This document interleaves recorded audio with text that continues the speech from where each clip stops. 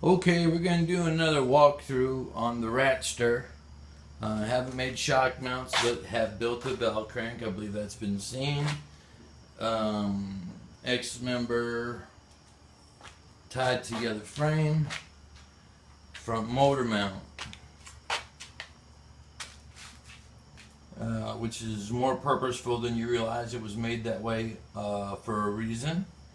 We're going back here to the engine. This is a 400cc Honda.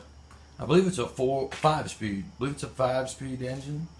Going back to here where we cut the shock towers and move them so we could completely redo the axle. This had a rear end on it, but the way that it was, it wouldn't function the way we needed it. And this way, we ain't got to worry about a posi unit.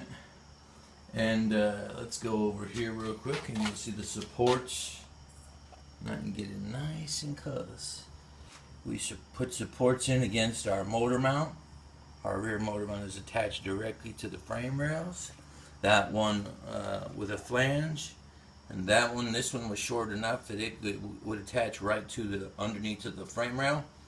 I drilled a hole and welded a grade 8 nut in there, and that's how that one gets fastened.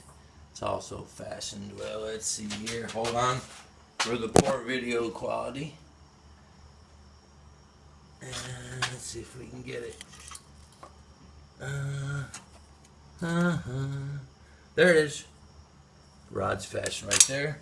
We do have axles on, hubs on the axles with keyways right now. I'm debating on whether I'm going to put nuts on the end or I'm going to drill the axle. And as you can see, if I let off with the jack, it does support its own weight. I just haven't completely welded shock mounts back in, so rather than get any distortion, I just take the excess pressure off the springs, and once I weld them, then I'll be tying. I don't know if you can see down there, but I had to separate the two sides of the control arm, which were tied together at one time. But after, let's go over here, after extending them, you can see where I extended the control arms and I extended the frame. I had to do a little tweaking and twisting to get that right. Now we're just taking the pressure out the coil springs. So when we come back tomorrow, I wasn't feeling well, but when we come back tomorrow, I'm going to go ahead, going to weld that shock tower in, and call around a machine shop because my drill press is not big enough to actually bore a 1-inch drill bit through